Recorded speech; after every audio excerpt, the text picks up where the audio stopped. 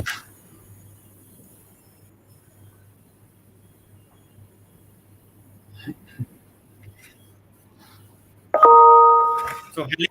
hello everyone.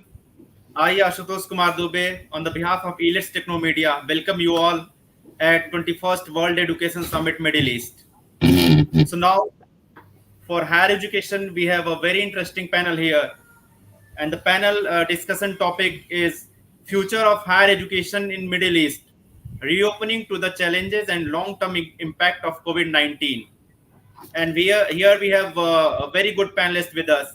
So first of all, I will introduce Dr. Arindam Banerjee, Associate Professor and Deputy Director, SP Jani School of Global Management, Dubai, UAE. Welcome to the summit, sir. Then we have Professor Fazal Malik, Pro Vice Chancellor, Amethi University, Dubai. Welcome to the summit, sir. Thank you. And our next panelist is Dr. Abhilasha Singh, Vice President, Academic Affairs, the American University in Emirates, Dubai, UAE. Welcome to the summit, ma'am. And our last panelist for this session, Ismat Abu Shiab, Director, Regional Hub, University of Bradford, Dubai, UAE. Welcome to the summit, sir. Thank you. And now I would like to invite Dr. Arindam Banerjee to moderate this session.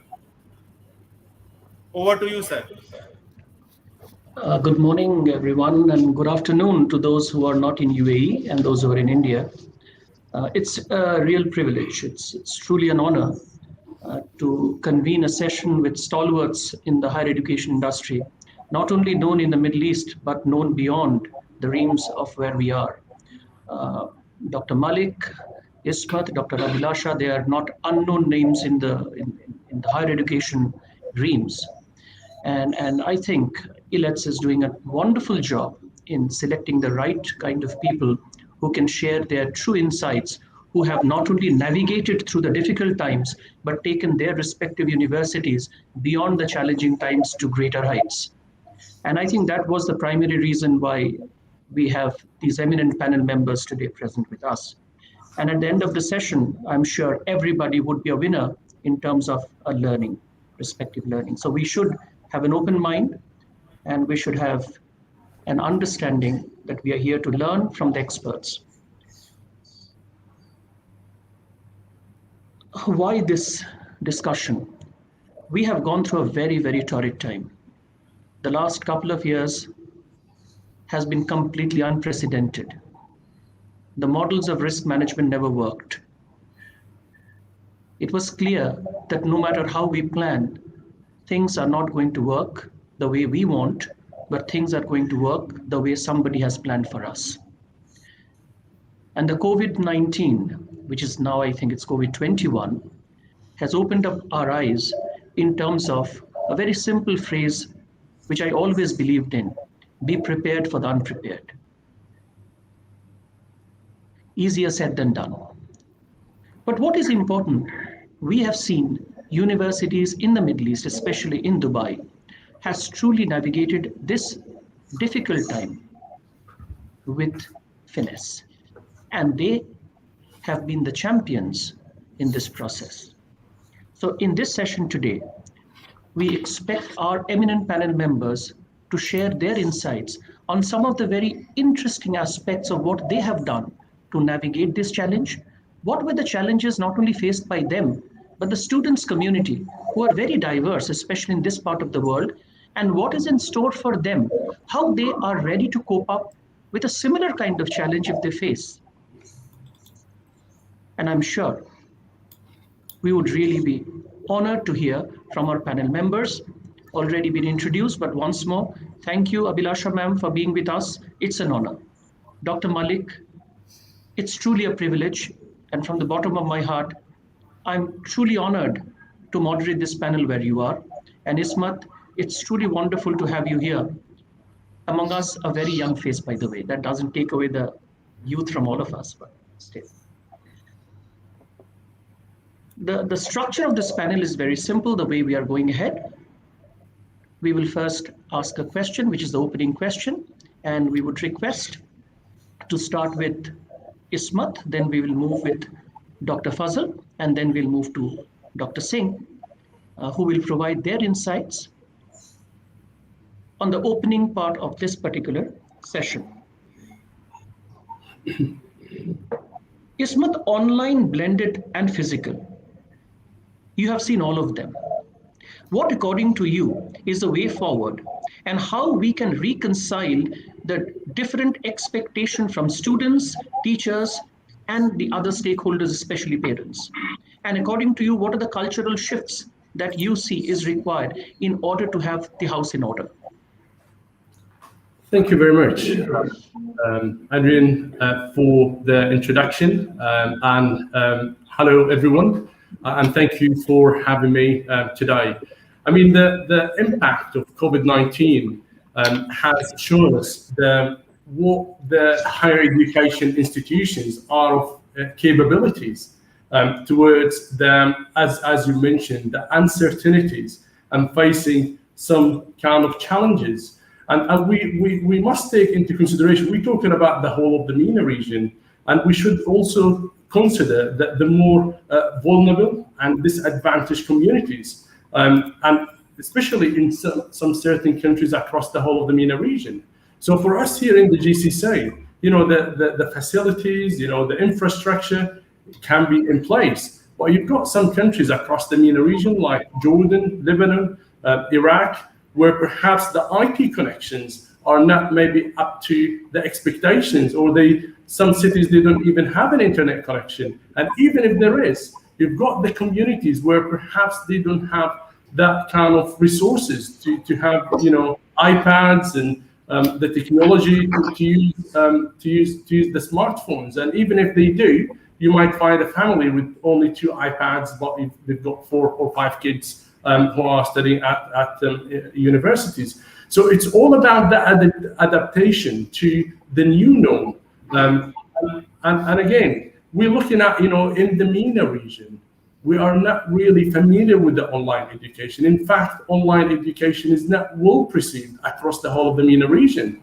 If you look at the governments and the sponsors, the accreditation for online education perhaps is not as what we expected it to be.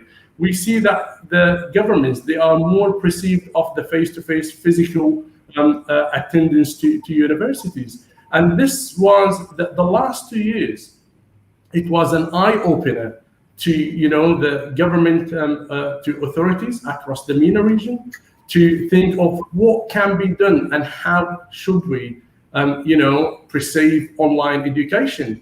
Most of the universities have been forced to use, the infrastructure and improve their IT infrastructure to be able to continue the delivery of their programs, and that comes with a lot of challenges. And some of these challenges, it could have been even on an internal space by communicating to students, staff, bring them up to speed with the latest challenges internally, but also external challenges and how to meet the local government policies and regulations. So in many ways, I like to use what Winston Churchill once said: never waste a good crisis.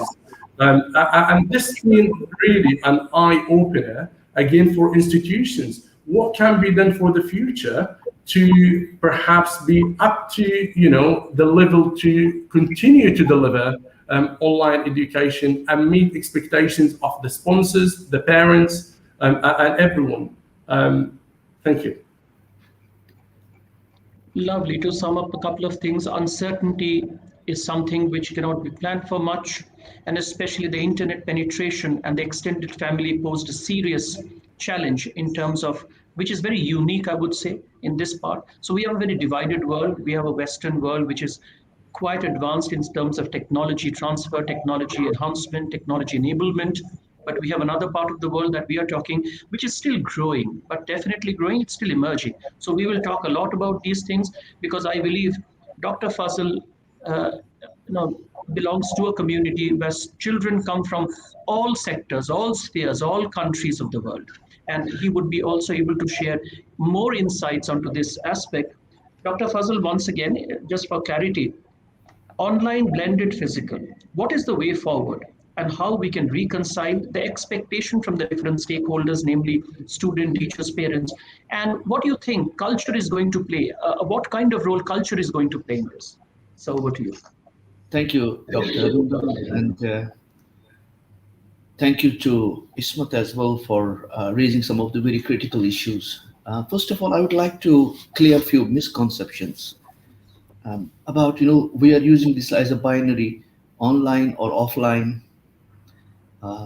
And education actually is not about just being in a classroom and being lectured by someone. I think, yeah, this is a 5,000-year-old model, which COVID actually has helped us to sort of disrupt. If we are not disrupting it, if we were still thinking in terms of binaries, it's not going to be helpful. Education is more about challenges, it's about firing imagination, it's about experience. Yes, the lecturing is a very, very small part of it. I think COVID-19, we should be thankful to it, although I can't say this, but it has really jolted us. It has woken us up from that slumber of last 5,000 years, being in a classroom, being bored all the time. It's more about, I personally feel, and last 2 years have actually proved it, education happens more outside the classroom, or learning happens more outside the classroom than inside the classroom. Yes, we have now platforms, we can stream content, we can simulate projects. That is a possibility. But what about the experience?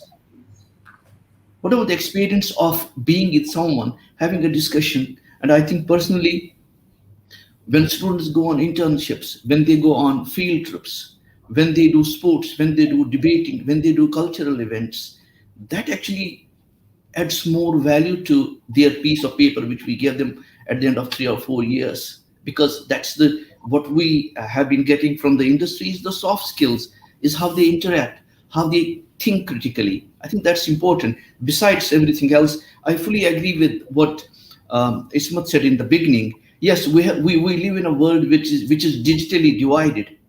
Absolutely true. There are many places in the world where people don't have access to one sort of platform, and there are people in the world who have access to every platform possible. But the question is not that. The question is deeper than that. What about the media literacy? What about the people who have these gadgets in their hand? Do they know how to use them? It has created another havoc in last 2 years. Is that too much of fake things are coming up education in education now. There are people now who become experts in telling you which is the real and which is the fake journal, which is the right source, which is not the right source. I think the real challenge for us as people in education is to provide students filters that can help them navigate in this world of where there's too much available at the same time. Having said that, education itself is an ecosystem. Unfortunately, in this part of the world, not only this part, the Middle East overall, education is seen a silo. It's sort of divorced from other social realities which are around education. For example, when we always talk about education providers and teachers. They are not the only people who are affected. The society is affected, community is affected. What we call these accreditors are there who are affected. Parents are affected. Everyone else is affected. And right now, whole focus is about teaching and learning. It's not that. We have to see it in the totality. Yes, I think coming to the last part of the question, which is very, very critical. What do we need and what sort of cultural shifts have to be there? Education has to be seen as a holistic thing. It's not something which can be isolated from other social realities. Then we can think of how we can use technology to enable people. I mean, in Amity University, we have used all three modes. I remember, I think it was in January 2020 when World Health Organization said that it is an emergency. And probably, Arindam, you were with us at that time. And we did a workshop when I invited some people, doctors, epidemiologists, and some insurance people from the insurance company, how it's going to impact us. And within a week or so, I think around it was 11th of Feb when it was declared as a pandemic.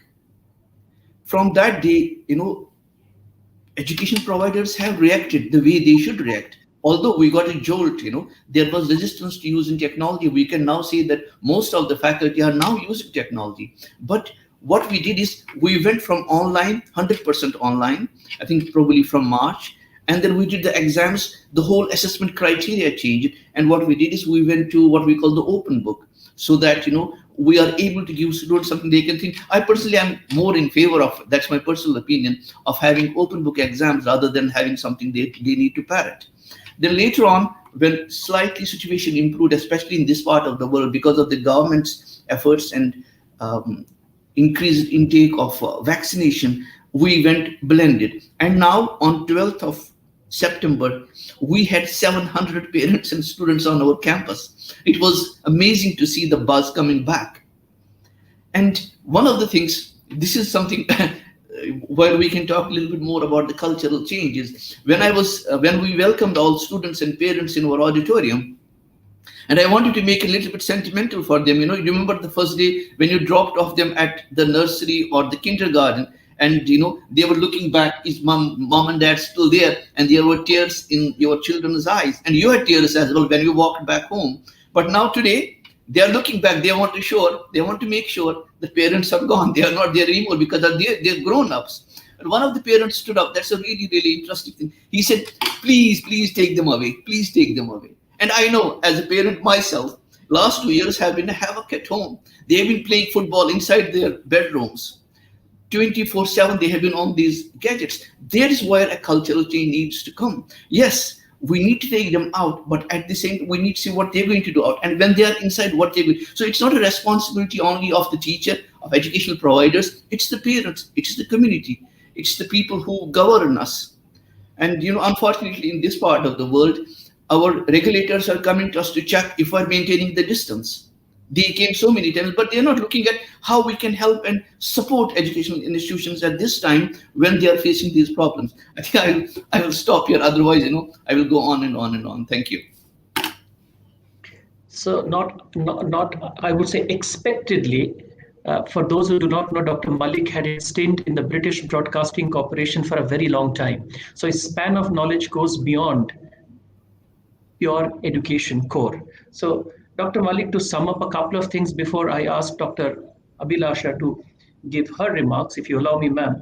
I mean, three things which I think was the center point of what Dr. Malik spoke about. Disruptively innovate. And that is what this volatile, as we say, volatile, uncertain, chaotic, and ambiguous world has shown us. Disruptively innovate. If you cannot innovate, you may not be receding, but somebody would be proceeding. So that's one. It's very important to be disruptively innovative. Second, we cannot think anymore in binary. There is an array between the 0 and 1. The binary exists in programming languages, not in our real life. The binary exists in computer programming. It doesn't exist when emotions are attached.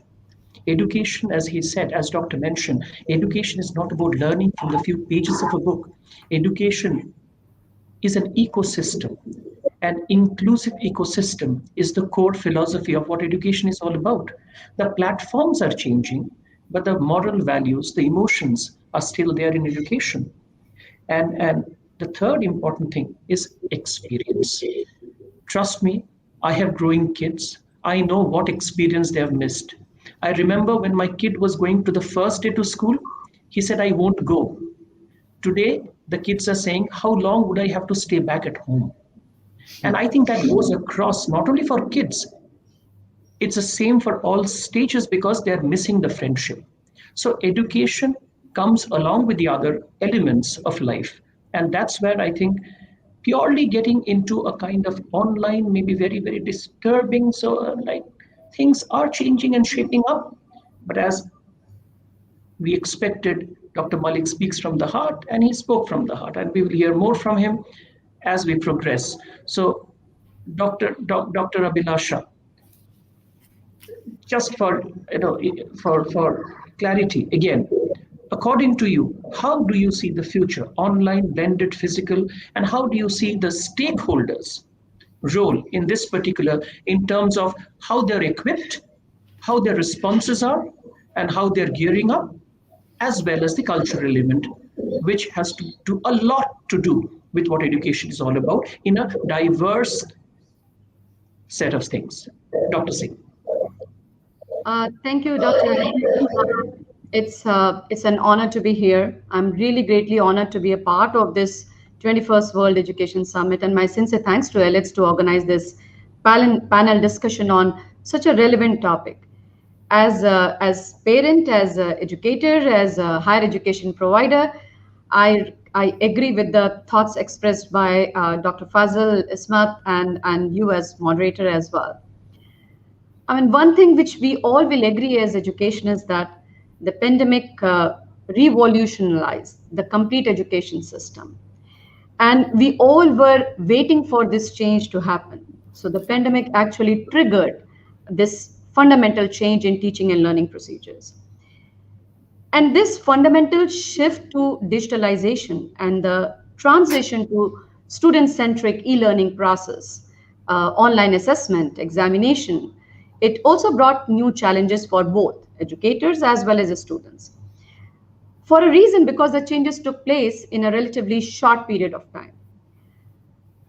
But the adoption of tech advancement in the field of education was challenging for many of the countries, I can say, in Middle East. But probably being in UAE, we were quite prepared for that. Now, if we look at the new normal, it has been broadly accepted for blended learning to deliver the learning content. So the first wave of lockdown, I mean, it impelled the educational institutes to make a rapid shift to the online teaching and learning. And this shift to digital pedagogy, it accelerated the existing transition towards blended form of learning, integrated, of course, with technology. So the pandemic made the education sector realize that technology can play an important role in higher education. So initially the process was slow, it was challenging, but most of the educational institutions, they opted for various tech tools that serve the purpose. And I strongly believe that this trend will keep growing. I mean, in many cases, digital solutions, they become the permanent features, and many of us, HEIs like higher education institutions or higher education providers, we accepted hybrid models to blend with remote and in-person learning sessions. And a significant investment have been made in setting up ICT infrastructure for this digital transition.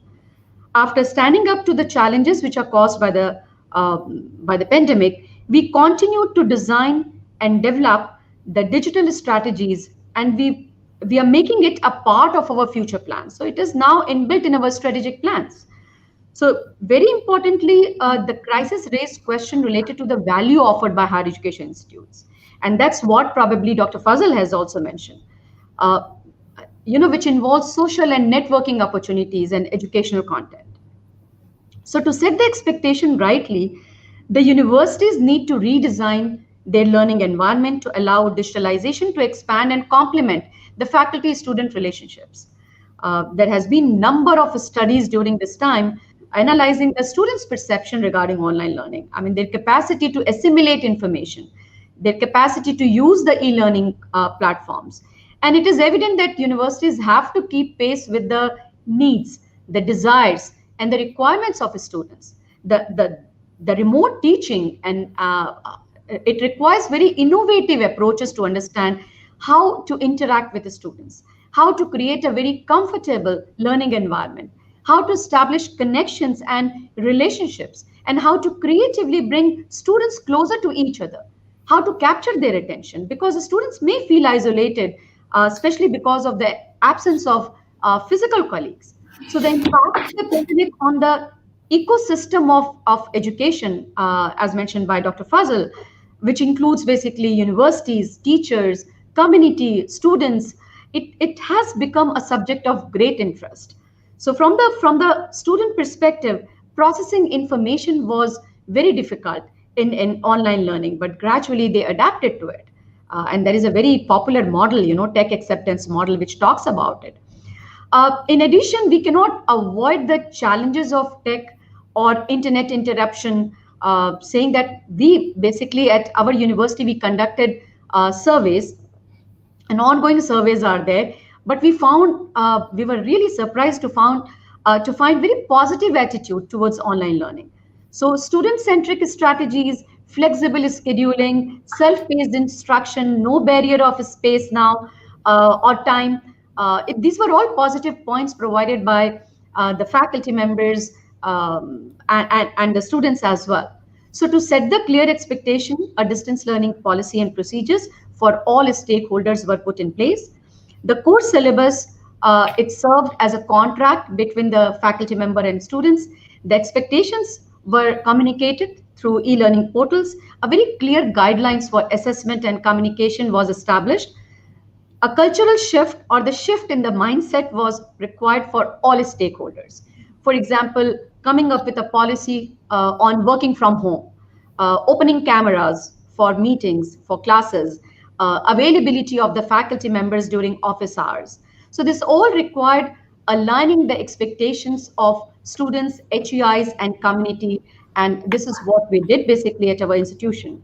So we setting the students' expectation rightly. So students, because they approach higher education in any higher education institute with a number of distinct needs which are related to the labor market. So many students, they seek to earn just good salary after completing their educational program. On the other hand, there are many students who seek to find majors and careers that match with their capabilities and interest, which in turn may or may not be aligned with the requirements of the labor market sometimes. So setting the expectation rightly was one of the key. And the same was bringing employers' perspective during this pandemic, because employers started having very distinct requirements now from a job vacancy perspective. So they were looking for more skilled graduates to fill in their position. So I strongly believe that aligning and talking about education as a whole, talking about the educational ecosystem, yes, the mindset change was required. And we all, especially at UAE, I mean, I can talk about my institution, and I know a couple of institutions because we keep meeting during various forums and summits. I can see that we adapted to it in a very smooth manner.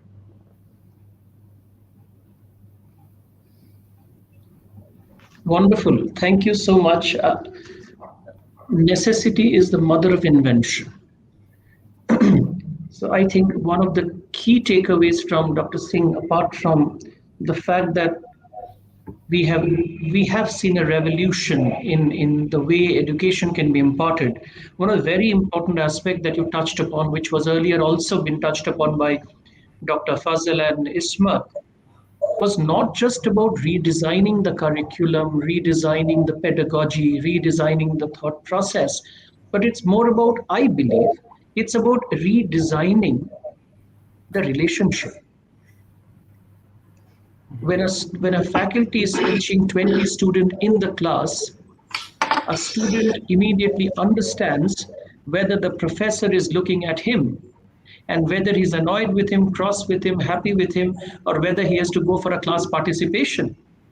But when he's on screen, though the professor might be looking at him, but he doesn't know whether the connect is with him. How you meet the expectation of the students. How does the student meet the expectation of the professor? It's all about redefining the relationship between the teacher and the taught. And I think that is one of the very interesting aspects that we will see in days to come. How students and teachers can meet each other's expectation beyond the assessments, both formative and summative. And that reminds me of Dr. Fazal, and that is, it is beyond the classroom. So how we will see that, of course. So some of the key areas, one of the things that you spoke is very close to my heart. We have seen I would say a disruption in the way online education has come up. Companies have made humongous amount of bottom lines. They have gone for initial public offers, so which means they have tapped onto the market. It reminds me, before I go to the next question, reminds me of a short incident. We used to live in a house in India, which not a flat. I mean, it's an independent house that we all used to live, very old house, grandfathers. And father once showed me on the wall, look, do you see a couple of leaves coming out? I said, yeah, I can see the leaf. He said, what the two leaves which you see today, tomorrow it's going to break the wall. That's a banyan tree. The growth is arrested in the seed. It is only wanting an opportunity to disrupt. And the moment it gets that small fissure, it is going to bring the wall down. And that exactly happened. I think online education was nothing new, it was always there. But the need of the hour has made it so relevant in today's world. It has made us rethink about the importance and change our mindset. So, as you rightly pointed out, the tech acceptance model, it's all about mindset, the culture. But the question is, which brings to my next question, which is directed towards Dr. Fazal and Abhilasha. I would ask Dr. Fazal to, to give her remarks to begin with, which is something Dr. Abhilasha also mentioned. In this fast-changing economy, of course, we are in a tech economy. But to me, I believe we are in an expectation economy. We're always expecting something happen. In this fast-changing economy, how can institutions of higher learning prepare future-ready graduates with relevant skill sets? And some of the skill sets have already been mentioned by all three panel members in very elaborate manner. But are they doing enough? And if so, what are they doing? And what is need to be done? And an associated question, what do you think has been the impact of our graduate learning during this pandemic? Dr. Singh followed by, Dr. Fazal followed by Dr. Singh. Thank you, Arindam. Again, a very pertinent question. And this takes me back to my response to the first question is that, of course, the disruption and the technology-led disruption has changed every walk of life. And education could not isolate itself from that change and from disruption for a long time. When pandemic hit and it impacted different institutions of life, education perhaps was one of the most visible things, because physically we could see schools being closed and no transport, and children at home not doing much in the first few weeks.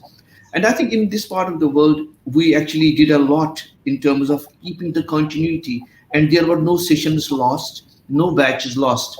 But one thing there is, which is relevant to this question, is our curriculum is still same. Curriculum has not changed. Our teaching practices still remain same. Maybe the mode of delivery has changed. So in order to, what your question is about this fast changing economy, it's not only the fast changing economy, it's the nature of economy is changing.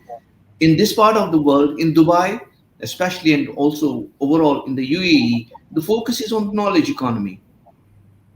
And we are shifting from a fossil fuel based economy or a trade economy, going more into knowledge economy. And Dubai is emerging a hub. There are so many evidences around us. And if our curriculum and if our graduates and if our teaching practices don't reflect that reality, then we are living in a different world.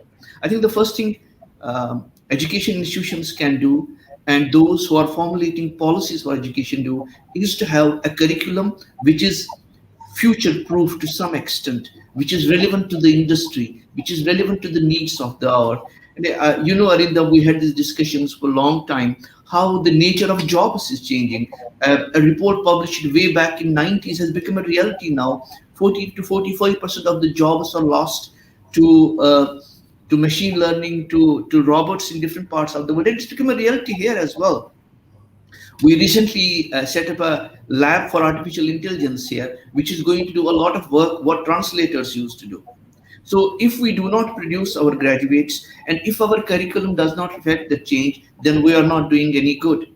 So when we have a curriculum which provides the instruction for what type of skills are needed, we live in an age, there are different types of competencies and skills needed, different type of knowledge needed. Mechanical things are gone now. And one thing though is there which will remain and which will remain forever is how our students present themselves, how they manage their time, how they organize themselves. Are they able to think critically? Those things will remain there, but we need to see how our environment, what I call the ecosystem, is changing. We need to look at that ecosystem. Where are the jobs? So what institutions can do is they can look around, they can look at the industry, they can look at the community, they can look at the latest trends, they can look at the technology, and then accordingly change their curriculum, change their teaching practices, and change the experience they give to the students to produce a future and job ready talent. Now, the second part of that question is what's the impact on students that graduate during the pandemic? I think most of it has been said before that experiential learning has been on the back burner in these last 2 years. Yes, of course, the generation we are teaching is a digital generation. They are digital inhabitants. They are at ease with technology than us, than our generation. They have been able to quickly adapt. But yeah, the challenge has been for the faculty, challenge has been for the teachers to adopt to that technology. But at the same time, I mean, in terms of the impact, if you look at some of the highly practical and vocational courses, for example, engineering courses, students lost the opportunity to do the practicals in the labs. We tried our best in terms of innovation to stream practicals, to simulate practicals, but they did not get onto the machines. Similarly, in courses like fashion, in media, where they have to come into the labs, they have to come together. And one of the worst things which our students, and now the anecdotal evidence I have collected is that I lost that in the group work. Most of the learning happens in groups, and as a teacher, that we have different abilities of students. When they work in groups, they learn from each other. They lost it. Although we tried our best, we made a video where we created a continuity between three students who were in three different countries. It is possible, but having those discussions, having those instant and spontaneous reactions, they were lost. And I think that whole makes the education process, and that gives you those skills. I think that's something what was lost. But at the same time, there were things which were good, and I think we should be positive about that. What has happened is that students have been able to access learning wherever they are and whenever they wanted it. And we have started a process, Dr. Arindam, as well, you have done some flipped class recordings here. We produced 200-300 hours of high definition videos it was just before COVID we were trying to do that. And when we were streaming those videos for students, they could access it anytime, anywhere, and class time was more used for activities, for tutorials. And I think that was a benefit, and that's what students learn. Thank you. Dr. Fazal, I think there are some points which are so close to what my research is all about. One of the things you said, that though we had a disruptive situation, but still every institution, including yours, ensured there is a continuity, because education cannot become discontinuous. It cannot. And the challenge in that path was how to ensure that we produce graduates which are future ready. As you rightly pointed out, technology is only an enabler. Nothing much has changed. Students primarily did not have that hands-on experience, which we call it as experiential learning. They missed out on the soft skills of being together, but on the good part, they were able to access knowledge, information at the click of the mouse at any point in time. Now, how this is going to shape up, we will only see over the period of time, because we have produced significant number of graduates during this pandemic. We are yet to see their outcome. They are just moving into the job market, and how they are going to perform and how they are going to be tested. But one thing for sure, they are the situation that they have gone through, they are now ready to take up any challenge, because they have been into this situation of preparing themselves for a situation which they were completely unprepared for. If you allow me, I would just like to add one point here. It's a very good word in English dictionary, in English vocabulary, called resilience. I think it has taught resilience to everyone. Education providers, faculty, students, parents, and I could see that resilience. And I'm quite proud about the fact that in the UAE, all educational institutions have shown tremendous resilience in dealing with the emergency, coming up with solutions, and finally not disrupting education, that there is a loss of 6 months or a year. And it has happened in some countries, I know, where they have closed for a year. Students have lost years and more than a year. But here, not a single semester was lost. And we have worked very, very hard. And that I salute the resilience of everyone in this part of the world in continuing education under very difficult and sometimes very testing times. Thank you. That is very true. Thank you so much, sir. Resilience. I mean, again, I think we should teach our kids about what resilience is all about. We'll talk more about it in closing remarks. Professor Abhilasha. Thank you. I cannot agree more with what Dr. Fazal has mentioned. See, one more aspect here is that with the pandemic, there is another paradigm shift which we all are witnessing, which is the effect of fourth industrial revolution tech. So which we call like fourth IR. So many of the emerging fields like blockchain, artificial intelligence, drones, 3D printing, biotech, I mean, these are changing the world's economy. So the educational institutes, especially in UAE, they are bringing these technologies into their curricula so that tomorrow's graduate can bring innovation to jobs in the tech-centric workplace future. So technology will be a significant component of tomorrow's job. And this is why, if you look at UAE policy as well, and we are basically accredited by Commission for Academic Accreditation, we come under Ministry of Education. The UAE policy is there to establish a global economic stronghold for 4IR technologies. So we as educators and all higher education providers, we are here to ensure that the students have the required 21st century skills. So there has been a shift in the recent years in the mindset of university students as well. Students no longer flock to universities just for the experience or for the chance to become more well-rounded. They seek for university education to ensure they are more employable after graduation. Universities have started to work on developing curriculum and programs focusing on teaching life skills, entrepreneurship education, self-management skills, perseverance. Dr. Fazal has mentioned resilience and agility. I always see that these two are such an important trait. Self-management skills, critical thinking, leadership skills, financial literacy. I mean, we can go on this, which are the skills which are required in the present scenario.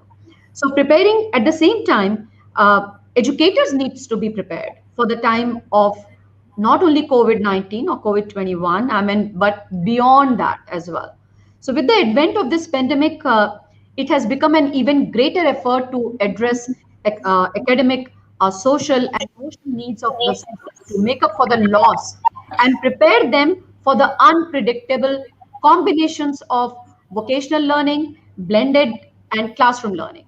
So these expectations have raised the bar for educators, the policymakers and educators, the community members. They all can support faculty members and the entire ecosystem of education to fulfill the emotional, the social needs, the academic needs of the students.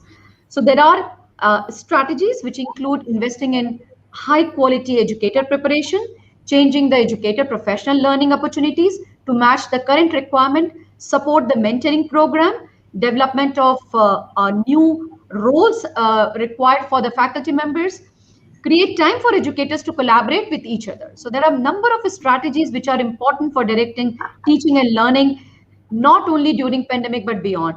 And Dr. Fazal rightly mentioned about fashion, for example. We had a course called draping in our College of Fashion and Design, and it was so challenging, like how to basically teach students the course on draping or on multimedia production. And we started using, the complete 3D videos so that we can, the students can learn about it. Fine, we are now having blended learning. Students are coming on campus. There is an energy on campus, so they are learning here. It was challenging, but it was never stopped. So the education continued. I just feel like if we come back to the question, which was the pertinent question, which was raised, that were the graduates like ready with the relevant skill set? Yes, they were. And the education never stopped. So whether it was online, blended, but yes, the educational institution, they ensured that the students are highly employable in the market. I hope I answered the question. Yeah, absolutely. I think Dr. Abhilasha, the flip side is when you are asked to speak the last, you have very less points to cover. So I give that benefit of doubt to you and give that special privilege that yes, you have made very interesting point. And one of the point you will be surprised to know, Dr. Me and Fazal has worked on this together on the fourth industrial revolution. I still remember how we worked on one of the presentation, which is the different, but this is very close to both our hearts. You are so pertinent. Technology disruption. What is happening? Education has definitely, the way we are imparting education has changed. There is no doubt about it. But in every realms of education, whether it be social science, whether it be management studies, or whether it be vocational studies, or whether it be information technology per se, the proliferation of information technology has become a must. It is no more an option.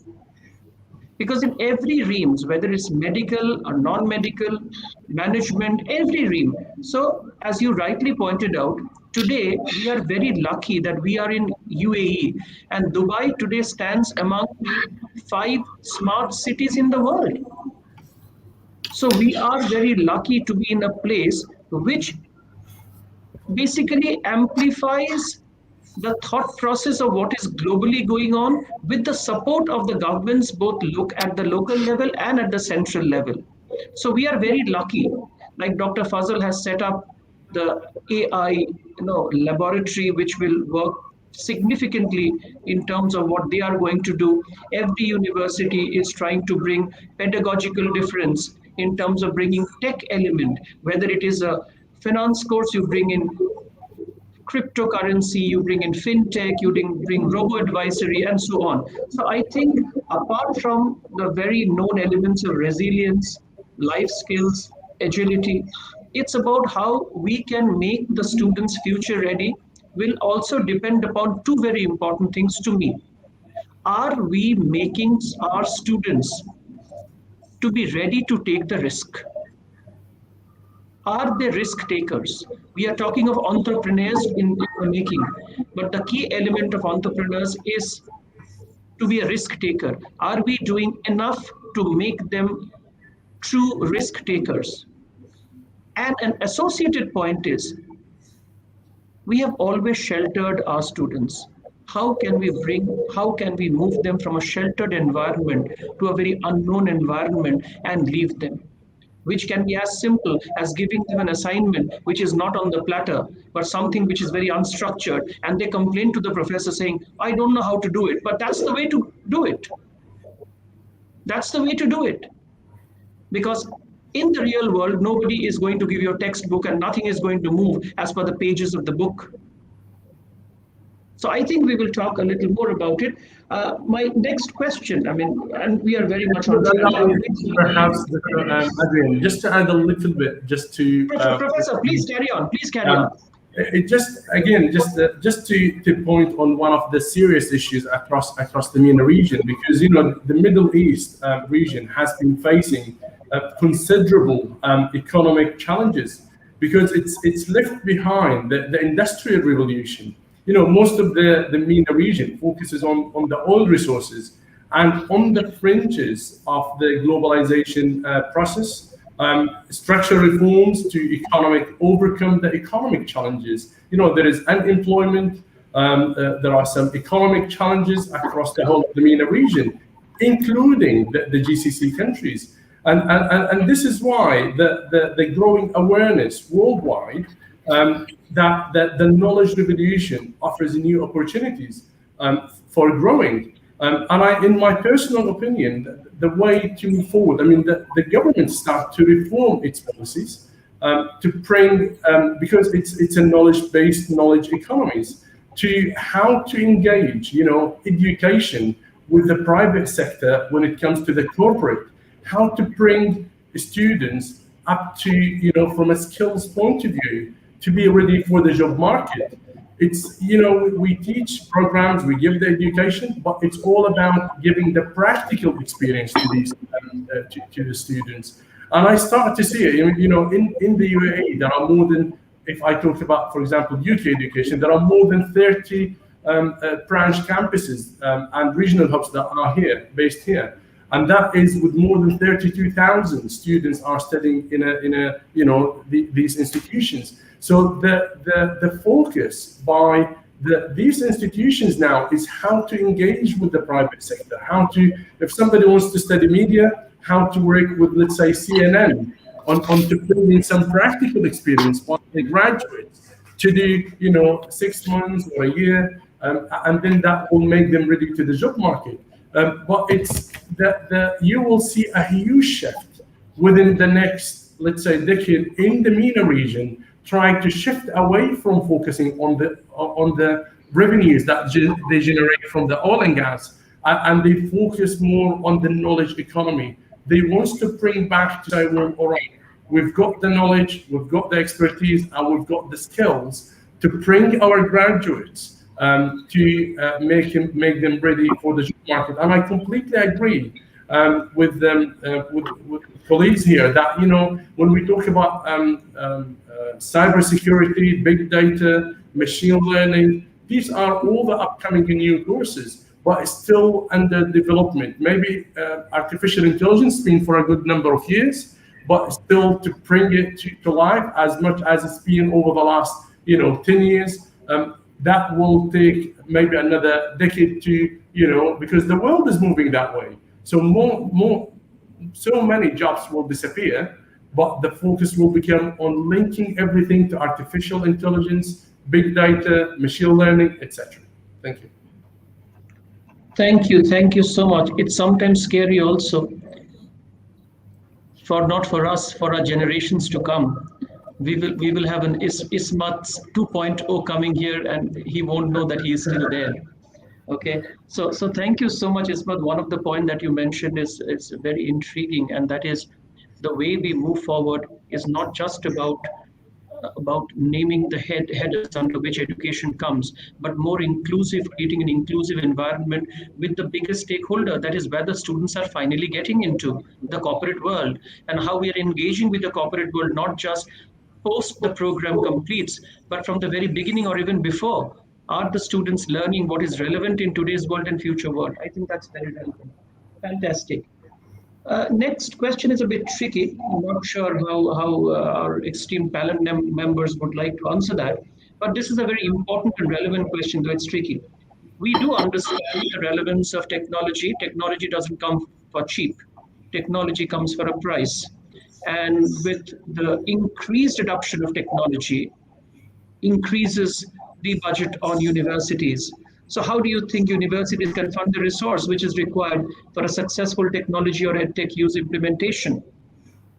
Are they prepared? It reminds me of Ismat. There are places in the GCC which doesn't even have a platform which can enable a good technology.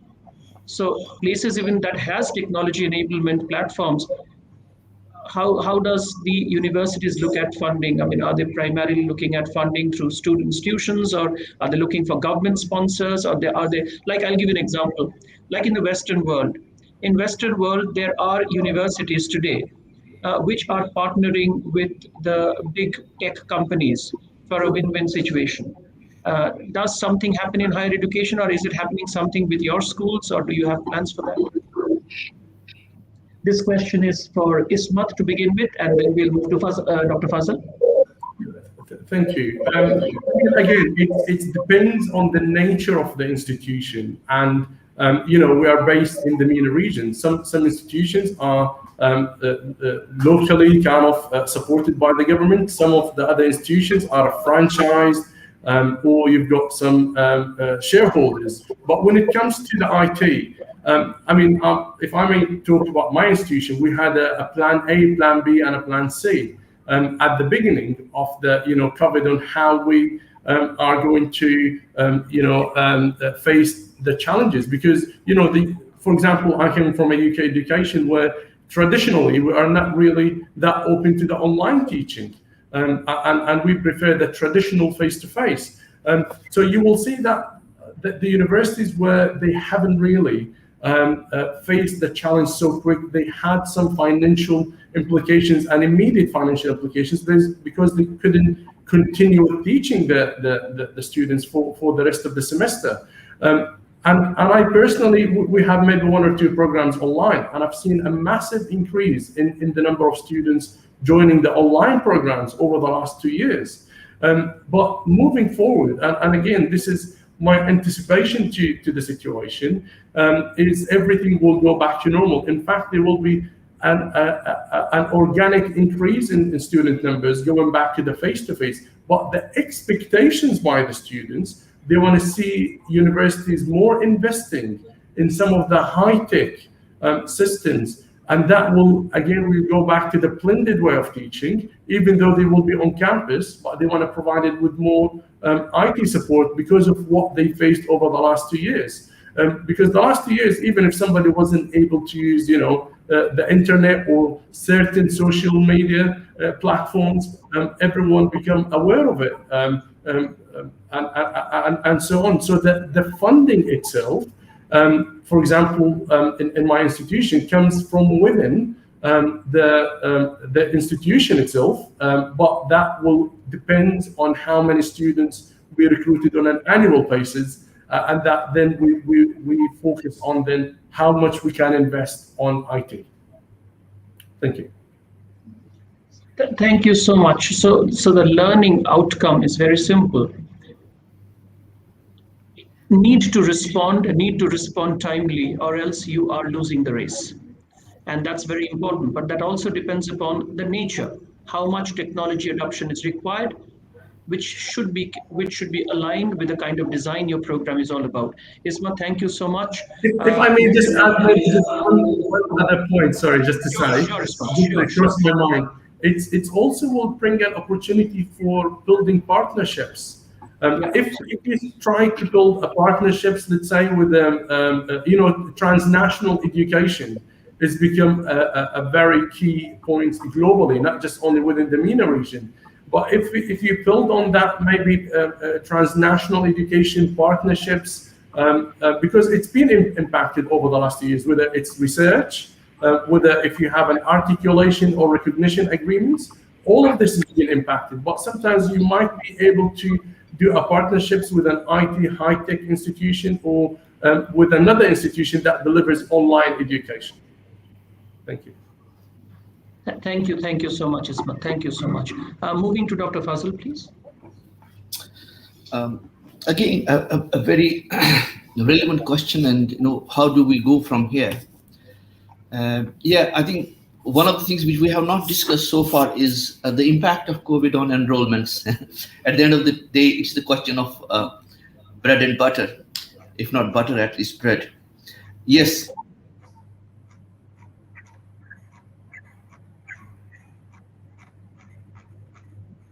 One of the reasons, of course, was some of the people lost jobs. Dr. Fazil, we lost you for the last few seconds. If you can just go back.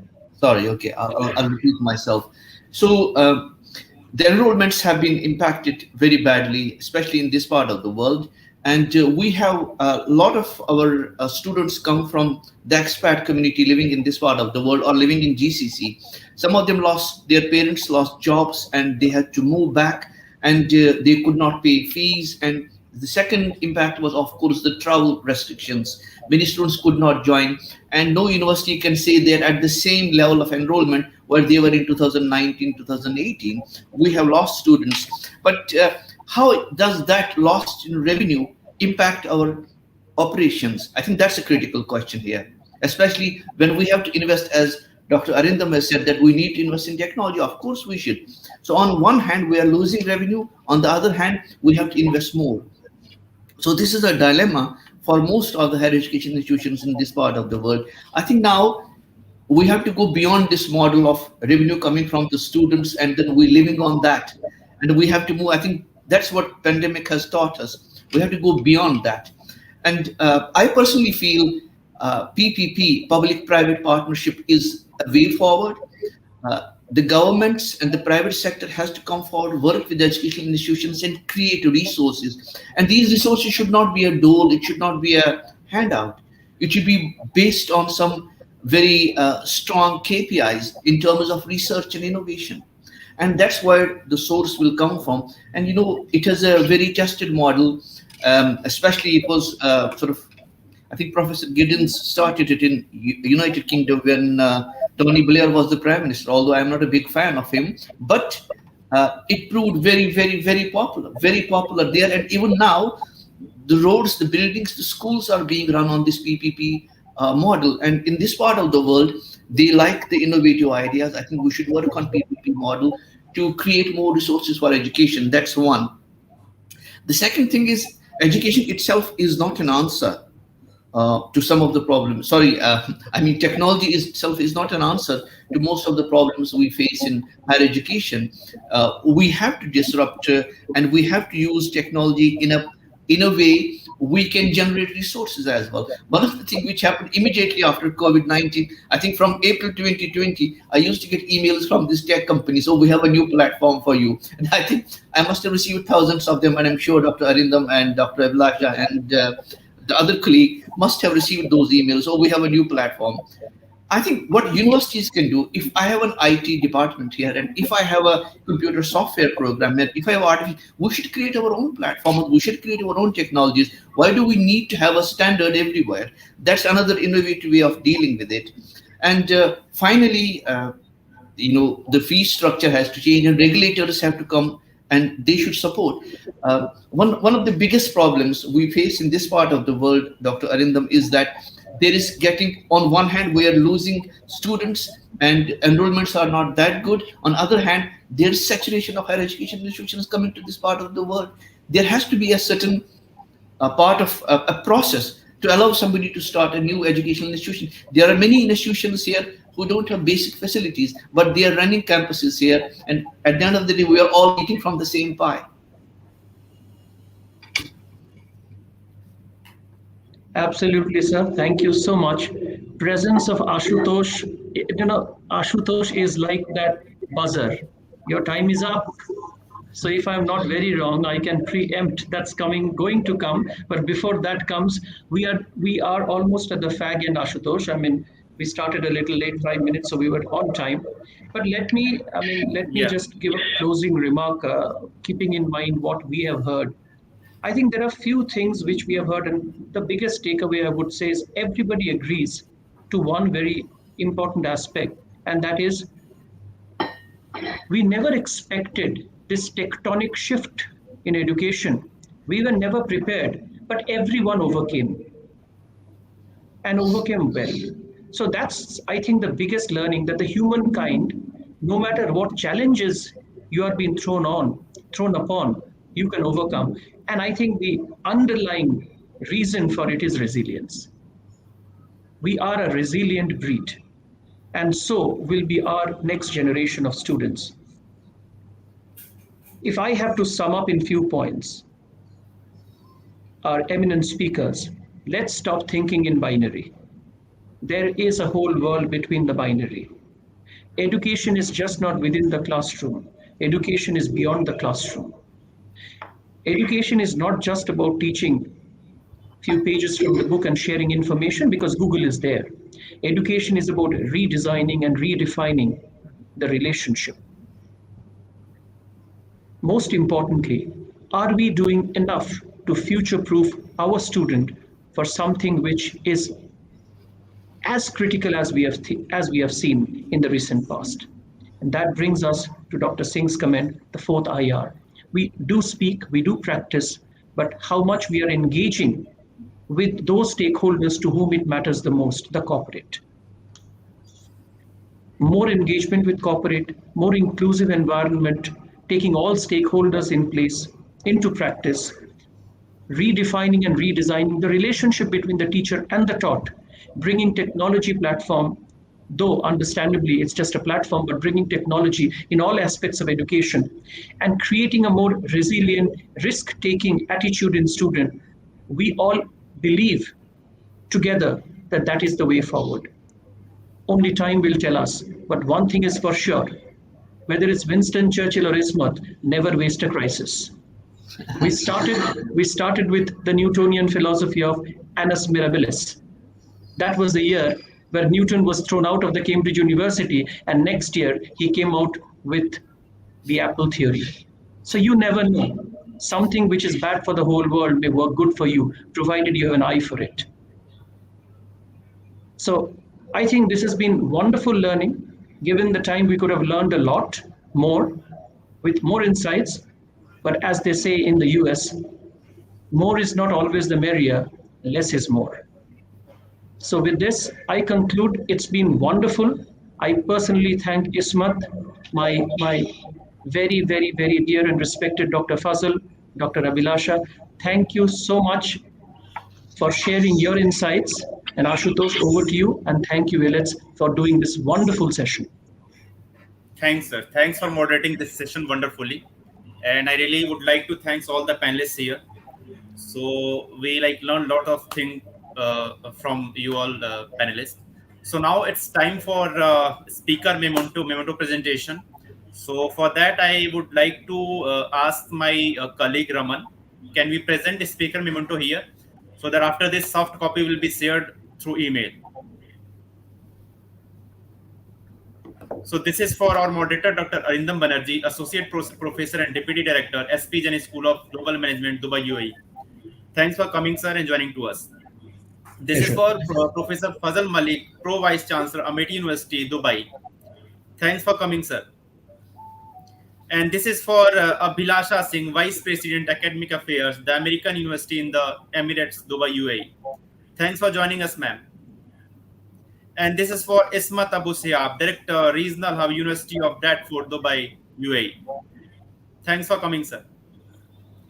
So again, I would like to thank all the panelists to join us at here, World Education Summit Middle East. Thanks for joining us, sir. Namaste. Thank you, and wish you all the best for the rest of the panels. Thank you so much. Thank you very much. Thank you. Thank you. Thank you. Thank you, ma'am. Thank you, sir. Thank you, Ismat. It's been a Thank you pleasure. all. It was really, really interesting discussion. Have a good day. Bye-bye. Have a good day. Bye. Have a good day, everyone. Thank you, everyone. Thank you. Thank you.